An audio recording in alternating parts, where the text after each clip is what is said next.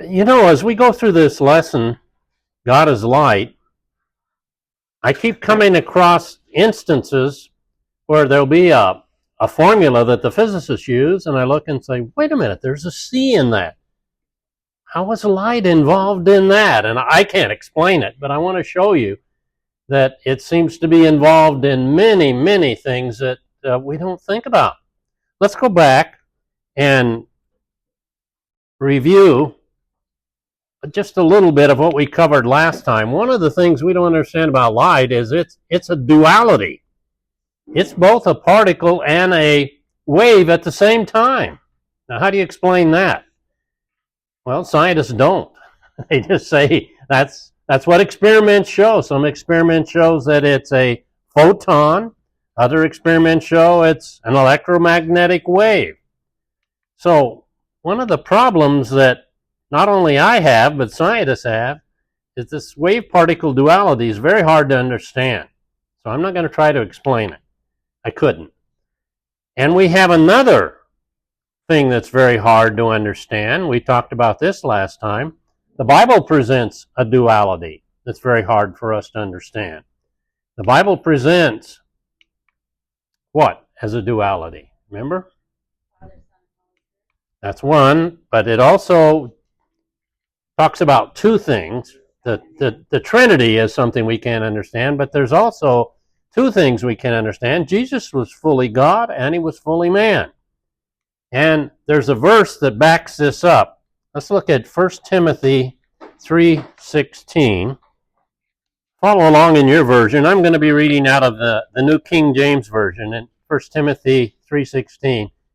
And without controversy, great is the mystery of godliness. God was manifest in the flesh, justified in the Spirit, seen by angels, preached among Gentiles, believed on in the world, received up into glory. So that's another very difficult thing for us to understand.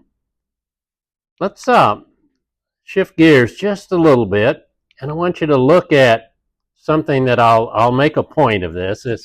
I'm not just rambling here, but I want to show you a satellite image of the United States at night. Now, they put the map in. The satellite doesn't have the state lines all drawn and everything, but they put the map in. So I want you to find Arizona. Tell me what you think that red arrow's pointing to. What cities? Phoenix and Tucson. Phoenix and Tucson. But here's the puzzle. Some of you have traveled a lot. What is happening up in North Dakota? Look at the lights there. Those lights are as bright as some of those big cities back east. Oil. That's right. It turns out these strange lights in North Dakota, if you focus in on it, it's a place called Williston, North Dakota, and it represents hundreds and hundreds of oil derricks with flares where they're burning off the natural gas.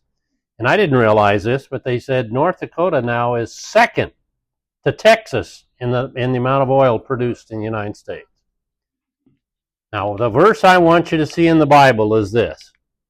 Jesus says, I am the light of the world. If you follow me, you won't be stumbling through the darkness because you'll have the light that leads to life. That's in John 8:12. I'm the light of the world. You know what's really interesting about this? That's the title of someone. Who has the title that they are light? God says, I am light. And Jesus says, I am light. So what's Jesus telling us here? I think you can come to the conclusion, Jesus telling us here, he's God. He's not only man, he was not only man while he was on earth, but he was also fully God. You know, the people that say, oh, I'm going to have a great time in hell partying with all my friends, you wouldn't see them. It'd be just completely dark. All right, let's look at another fascinating area about light. So I'm going to give you a little bit of background before we get into this area. So everything in the physical universe falls into one of two categories. Can you name categories? Well, it's either matter or it's energy. And let's look at matter. Matter is made up of atoms. If anything's matter, there's atoms involved. There are particles of the atom that are involved. And matter occupies space, and it has mass. And we're familiar with states of matter: solid, liquid, gas. And what state of matter is in that fluorescent tube? Plasma. That's one we don't usually mention, but that's a very prominent state of matter also. So we have matter or energy. Energy is invisible. You can't see the gravity in this room. That's a form of energy. Light is a form of energy. Unless it enters your eye, you don't see that. So we're going to be talking about how this involves something that the Bible talks about. So let's look now at what energy is. We don't see it, but it's the ability to do work. In other words, if you exert a force through a distance, you're moving. You're moving matter. Some have said energy is the mover of matter. And energy can be in different forms. The one we're going to be talking about is light. Light's a form, the electromagnetic wave, or the photon that we call light. We're going to be talking about that because that's a form of energy. Now, the fascinating thing about energy is this. Einstein came up with an equation, and if you look, we're going to go back and look at his equation. The scientists say matter's just frozen energy. That's an interesting concept. So Einstein came up with his equation, E equals mc squared. Let's look at how he might have come up with that. Here's one idea. He was working E equals ma squared, E equals mb squared. Here's another cartoon that I thought was good. Einstein's in his office working E equals m cubed, m to the fifth power, and so forth. And the lady comes in to clean up his office while he's there, and she says, "Now that desk looks better. Everything is squared away." Yes, sir, squared away.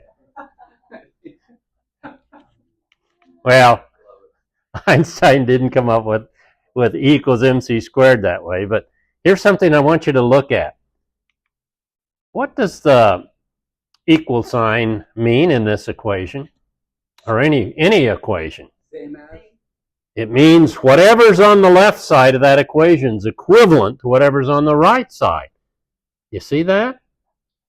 Look at this. Just ignore the c squared for a minute, and it says energy equals mass, or matter. And somehow that c squared gets in there. Remember what the c represents? Represents the speed of light, which is a constant. It's like in any equation, if you look at the left side, 8, that's equivalent to what's on the right side, 2 times 4. So that's why you can put an equal sign in there. Is this really true that energy and matter are the same thing and one equals the other? Well, let's look at an example, big example. That's the sun. The sun is converting matter into energy. And it's doing this by a process that's called nuclear fusion. This is where the intense temperatures of the sun and the intense pressures are fusing atoms of hydrogen into atoms of helium. Now you'll notice on here it's a little more technical. You have deuterium. See in the upper left-hand corner? That's an isotope of hydrogen. Hydrogen normally has 1 proton, 1 electron. Deuterium, hydrogen has 1 proton, 1 neutron, and 1 electron. So it's fusing deuterium and tritium. Tritium is an isotope of hydrogen that has 2 neutrons. So anyway, they're fused together to make helium, and when they fuse together, some of their mass becomes energy. So here's a question for you. The sun converts, this is an estimate, 600 million tons of hydrogen into 596 million tons of helium every second. So here's your question. What happened to the missing 4 million tons? Radiated in energy. It. What was that? Rounded off. Rounded off. Okay. I think Keith has a little more scientific answer. Giving off an energy. It becomes energy. Remember, the equation said you can convert energy into mass, or you can convert mass into energy. And this is an example of where we have energy. Let's look at an interesting example here. This pineapple would be about a kilogram, which would be about 2 pounds. I think a kilogram's what, 2.2 pounds?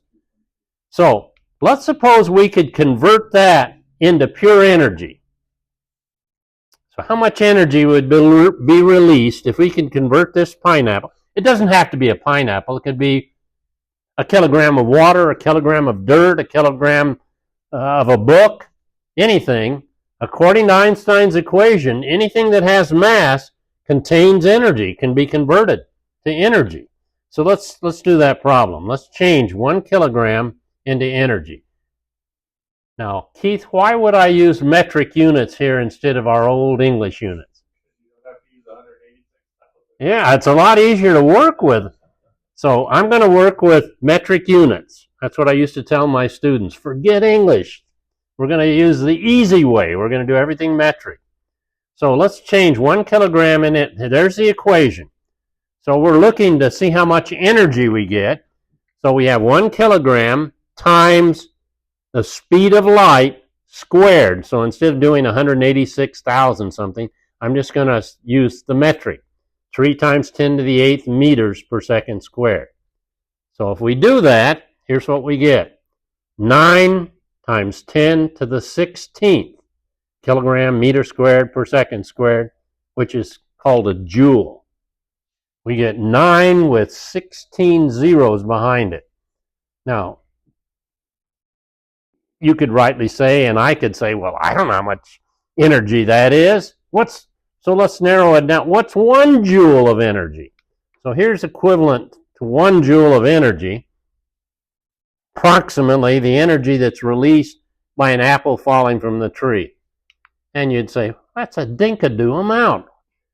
But remember, we have not just 9 joules of energy, but 9 times 10 times 10 times 10 times 10 times 10 times 10. So you do that 15 times. That's from 1 kilogram. So there's what they estimate the energy would be. There was a volcano in the Indonesian chain of volcanoes that erupted, and let me get my notes here. I think it was in 1883, erupted there. And they say that if you took 1 kilogram, converted that into pure energy, it would be equivalent to this energy released when this volcano called the Krakatoa volcano erupted. Now, how violent was that eruption? The island was vaporized. That's a lot of energy. It vaporized the island. It sent ash up to a height of 50 miles up in the atmosphere. It caused bright red sunsets for the next 3 years because of all that dust up there being refracted by the sunlight. It set off a tsunami 120 feet high, killed over 36,000 people, and the sound of it was detected 2,000 miles away. Now that's from 1 kilogram of energy that's being released. No, don't turn pineapples into energy. Here's a simple way for you to be able to remember that you can turn mass into energy. Here's what you remember. You matter. Unless you multiply yourself by the speed of light squared, then you energy. So correct me on this, but I think the bomb they set off Hiroshima, Nagasaki was a quantity of mass about the size of a grapefruit that was changed into pure energy. So it's not very much. They had a fat boy and a long boy, I think, the 2 different bombs. My son, Paul, when he was in Tokyo to present a paper, he visited the site, and I'm surprised they would let people there. I would think the radiation would still be pretty severe. You got to witness the explosion? Tell us what your experience was on that. Well, I don't remember. Was it a bright flash that? Yeah, it was. We had to. There was only a certain amount of us on deck because it was so bright. But we only had so many glasses. We had to wear these real special dark glasses, and we had to have our eyes closed and our heads between our legs when it really went off. And then after so much time, we could stand up, but we had to keep our eyes closed. Then we could open our eyes, and then we could see them. Did you feel a shock wave or? I don't remember. Yeah. I don't remember what it felt like. I do remember how beautiful those colors were, though. It's just amazing. I was going to say is so many of the sailors have now. Yeah, I wonder about our government that was testing all the bombs in Nevada, and then now people. You know, my wife, she never smoked, and she came down with pancreatic cancer. The doctor, the first thing he said, "Are you a heavy smoker?" No. Let me show you something that J. Vernon McGee says. I think that's interesting. He says, when God speaks, when the Word speaks, energy is translated into matter. What's atomic fission? It's matter translated back into energy. Poof, disappears. Creation began with energy. In the beginning was the Word. The Word was with God. The Word was God. Light's unique. I'm going to keep using that word over and over again. It can become something completely different. This is hard for me to imagine. Can you imagine, let's take another form of energy, gravity. That somehow scientists could take gravity and put it together and get something you can hold in your hand. Oh, that used to be gravity, yeah. Or with light. That's what his equation, Einstein, look at his equation again. That's what his equation says. According to his equation, energy, light's a form of energy, what can it become? Well, here's what the scientists say. Light can abandon the realm of energy and become matter. So let's look at this. You can take energy and it becomes matter. And you're going to say, and I'm going to show you, wait a minute, what proof do they have of that? Well, let me get to that. So let's look at this. Energy in the form, they've drawn a wiggly line here to represent electromagnetic wave, and in this case, I think it's a gamma ray. You wouldn't see the energy coming in, but the energy can be changed into matter and something else. What's the something else? It's another matter. What's the other matter? A positron. That was the first one. They're another matter. This was discovered, I think, well, it'll tell us in the article here. Here's an article on this, that it's confirmed now as a new particle of matter. And I'm going to highlight in yellow on the what it says there so I can read it to you. Here's what it says. The existence of a positive electron has been confirmed and will be christened the positron. The discovery of this fourth fundamental particle, an atomic building block, was made last fall by the American physicist Dr. Carl D. Anderson, September 24, 1932. So here's what the theory says. The theory says that if you have an electromagnetic wave or energy coming in, striking the nucleus of an atom, it can change that atom, it can change that energy can change that into matter and antimatter. Antimatter in the form of an electron and antimatter in the form of a positron. Now, how'd they discover this? This goes back to when they were trying to find out about the mysterious cosmic rays. They found out there's cosmic rays coming from outer space striking our upper atmosphere, and they wanted to do some research and try to find out what are these mysterious rays that are coming in. So they sent up very high altitude balloons. And the antimatter was discovered during this cosmic ray research. Now here's a physics book that I had when I was taking some physics called Physics of the Atom. And it has a very interesting picture on the cover of the physics book. So there's our picture up there. So let me explain what this picture represents. It represents the discovery of the positron or antimatter. Now how does that represent it? Well, if you look, there's 3 pairs of lines coming down. So the scientists call this pair production. And they represent, it doesn't show this, but this is a gamma ray coming in, cosmic ray and a gamma ray coming in and striking. This whole thing is in a cloud chamber like thing where it has a magnetic charge where they can tell whether the particle is positive or negative. And the particles coming through this cloud chamber will leave a track, like an aircraft flying at very, very high altitudes, leaving a vapor trail.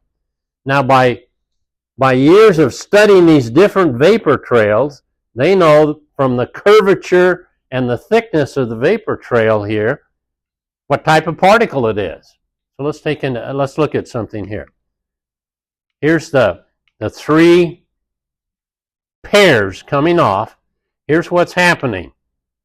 This gamma ray is striking a piece of lead that they put here to slow down particles when they were doing the cosmic ray research.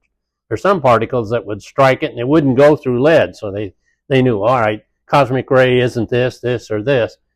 But the cosmic ray goes right through the lead. And here's something else they had. They had a magnetic field where the negative particles on ours are going to go to the left and the positive particles are going to go to the right. So they can also say, okay, the particle that went through here has to be a negative particle because it went to the left, or it has to be a positive particle because it went to the right. So here's the gamma ray striking, and they had one particle that went to the left. What would that charge have to be? Negative. And they knew what it was. That's an electron. They'd seen the track of an electron many times because they had cloud chambers and they could cause it to be bombarded with electrons, and they could say, okay, that's got to be an electron. The curvature, the thickness of it. But at the same time, there was another particle that went to the right. And they said, that's got to be a positive electron. It's the same curvature, it's the same thickness as an electron, except it goes the wrong way. It would have to be a positive electron. So this was the first discovery that was made that energy can be changed into matter and antimatter. So here's another discovery the scientists made about another type of matter. Let's look at that. Along with antimatter and dark matter, we've recently discovered the existence of doesn't matter, which appears to have no effect on the universe whatsoever. Okay. Yeah, the detection for neutrinos is underground. Yeah, one scientist was saying, we're not really aware of what neutrinos may be doing to us, because he says, you take the human body right now, right through Wayne, thousands of neutrinos are passing every second. They're not stopping with me. They're going through the whole Earth. So there's a lot of things out there we don't understand at all. All right, I brought you something to show you. Well, this is my favorite place to go, in and out. And they don't have any of these, but I'm using their sack. I brought something that's matter. Maybe they'll start having some parrot burgers, but right now they don't have any little parrot burgers. So let's say that's a matter parrot, okay? What would the antimatter, I've also got the antimatter parrot. What would the antimatter parrot, how would it look different? Would the colors be different? Would the size be different? It doesn't matter. Okay. It would look identical. Because the only difference between matter and antimatter, remember, the electron and the positron, they both had the same curvature, they both had the same thickness. What was the only difference? Charge. So if we looked at the antimatter parrot, they look the same. So if we look at matter and antimatter, matter, let's take hydrogen, that's the simplest one. That would be one proton with an electron whizzing around. So if we take hydrogen and we compare it to antimatter hydrogen, hydrogen, the electrons would have a negative charge, protons would have a positive charge. What about antimatter? It would be identical, except the electron now would be positive, and they've renamed it positron, and they in the nucleus, the proton now would be negative, and some people have named that negatron. So here's a question for you. Can you look at a flashlight battery and tell me if it's charged? No, you can't see charge. So let me show you something else that's interesting. My wife loved to go to garage sales. And at one time, I wouldn't go with her. Oh, honey, I don't want to go to those. They don't have anything I'm interested in. So one year, my son gave us for a present coupons. And one of the coupons that he gave my wife was, Wayne will do whatever you want. And she says, I'm presenting this coupon today. You're going to go to garage sale with me. I said, all right, I'll do that. Man, she got me hooked. I got to where I'd go to garage sales, and what I was looking for was toys I could use for science demonstration. So here's one that I found. Let me show you. Science boy Wayne found this. Completely sealed. But let me read you what it says on the label. Here's what it says on the label. So I purchased this sealed can of dehydrated water. It wasn't a science garage sale, but let's assume it was. So here's what it said on the label. Dehydrated water, sourced from polar ice caps, which are due to its depth, has remained pure for millions of years. So here's how you use it. Empty the contents of this can into 1 gallon of water, stir until dissolved, chill, and serve. Should I open this up so we can see our dehydrated water? You couldn't see dehydrated water, could you? There's nothing in there. But let's suppose Wayne goes to another garage sale, and this is a science garage sale, and boy, they have a bargain on something that I could really use in my class. They've got an Erlenmeyer flask sealed with antimatter hydrogen gas. Whoa. How could I tell whether I was being tricked? Let's say Wayne was tricked on this. How could I tell whether I was being tricked here? How do I know? Can you see hydrogen gas? No, you can't see hydrogen gas. There's something else I better check first. Here's what would happen if that was really antimatter hydrogen gas. If you take matter and you let it touch antimatter, or vice versa, when they touch each other, they go back to energy. In just a fraction of a second, they go back to energy. So that glass flask, if that glass flask is made out of matter, and I have any antimatter in there, as soon as it touches the glass, everything goes back to energy again. You couldn't have someone get on an airliner and threaten them, if you don't go where I want, I've got antimatter in this flask, and they couldn't have that. So here's a interesting concept. Matter plus antimatter, they're going to go back into pure energy. Lots of energy, huge amounts of energy. There's scientists working on this right now. If we could somehow produce antimatter and have sort of a reactor where we put them together, we could produce enough energy to last us forever. Well, they're working on this at a place called CERN. Let me see what it's That's the European Organization for Nuclear Research. It's in Geneva, Switzerland, and they're doing the same thing that the old cosmic rays used to do. Remember, the cosmic ray came in and bam, struck a lead strip and changed it into matter and antimatter. They're accelerating light, beams of light, up to 99% the speed of light, and then crashing it into some sort of a metal. And it gives off matter and antimatter. And somehow, they're trying to collect this. So here's the products. Is that the collider that you hear about once in a Yeah, while? this is a big collider. So here's some of the products. If you have an electron and positron touching each other, they're going to go back to energy, give off a lot of gamma rays. You wouldn't want to be around. So how do they store this antimatter? Well, here's the artist's view of how they store this. They have to store it in a bottle that has a strong magnetic field all around it to keep it from touching matter, and then it has to be an ultra vacuum, so there's no air in there because air's matter.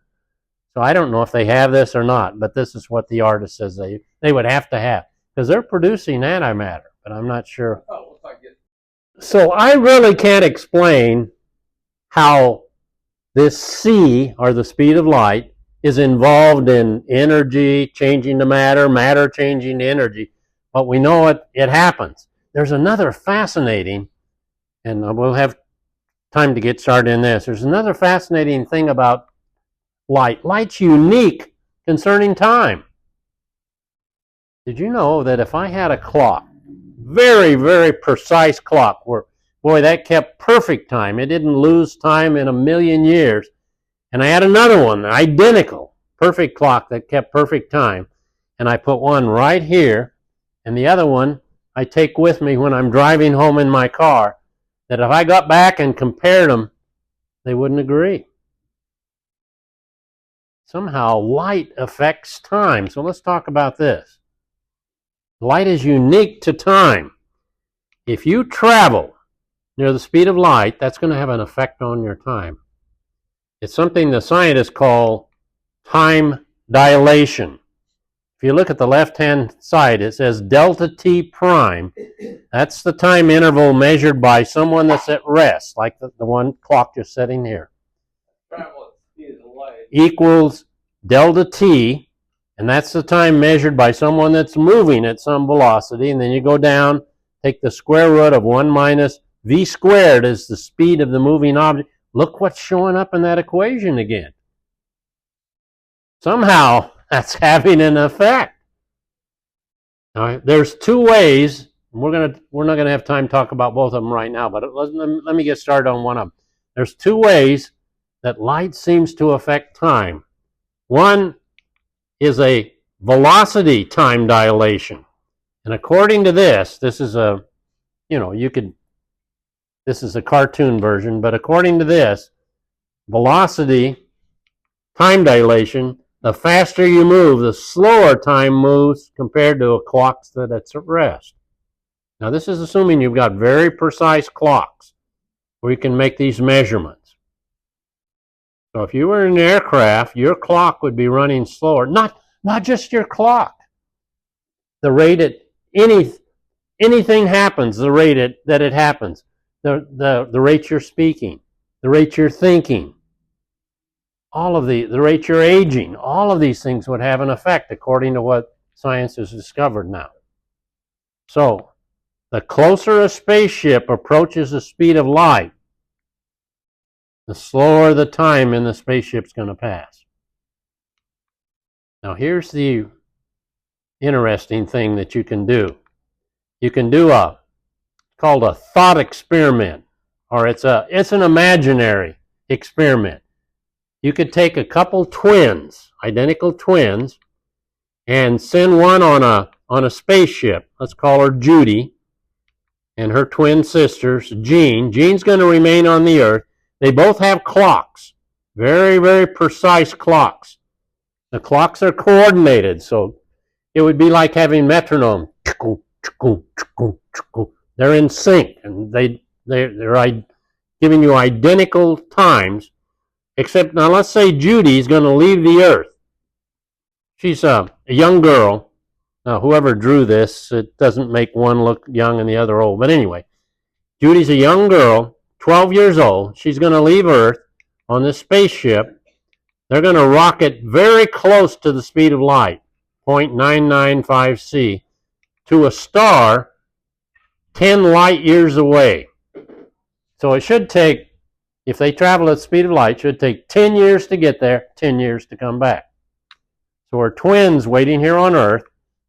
Look at the clocks. The clocks are synchronized. They're going to run precisely together. Now, Jean's waiting for her sister to come back, and the cartoonists made her very elderly. But this would be 20 years later. She's waiting for her sister to come back. She's got married. She's gone to college. She brings her husband and her kids, says, let's go meet my sister. She'll be coming back. So here's her sister, Judy, coming back. Judy is returning again at the speed of light. When Judy gets back and they compare clocks, 20 years has passed for Jean. 2 years have passed for Judy. Now you say, oh man, that can't happen. That's impossible. Well, I'm going to show you an experiment they did that can verify this. Yeah, Tom's like this student that maybe Keith or myself had in a physics class. Here's a student. He's attempting to slow down time.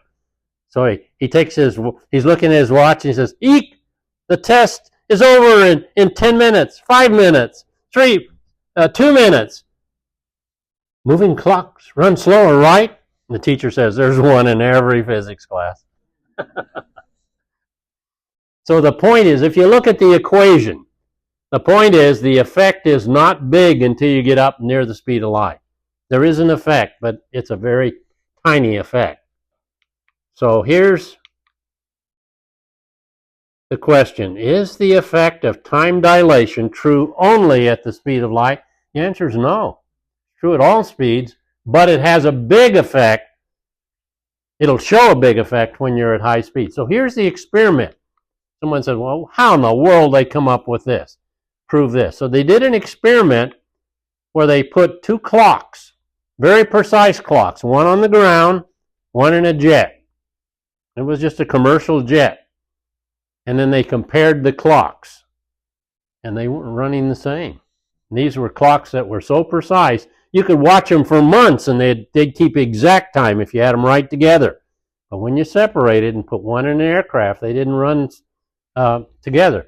If you want to look this up on the internet, it's called the Heffel-Keating experiment. It was done in 1971, and they didn't have a real big budget, so when they just went on a commercial airliner. They didn't have their own jet, so on the commercial airliner, the airline company says, if you're going to have a seat for your clock, you've got to sign in who's the passenger. So they signed him in, Mr. Clock. It was a pretty big device that they had. If you go to the Smithsonian, they've got it there. This is one of the actual clocks that were used in that experiment. That's our Mr. Clock that was in the experiment. Now, beg pardon? It's an atomic clock. Yes, it keeps very, very precise time. Let me look up what they say the timing was on that. Well, maybe we better stop here because I was going to go into the experiment and everything. Let's stop here because it'll give me time to find out what's wrong and we won't repeat it again. But if you have time, look up this experiment. It's really an interesting experiment that shows that there is such a thing as time dilation. And then we'll talk about it. And here's an interesting thing. If you look at their clock, well, you don't have it on the screen, but it took up a whole seat. My son, now where he works, NIST has a clock about the size of a quarter. That's even more precise than this one was. It's so precise that they've taken one of these little clocks, put it right here, with another one that's identical, and they're keeping exactly the same time. And then they move one up 12 inches and it starts running slower. So anyway, we'll talk. Somehow light's involved with this stuff. And God is the one that invented time.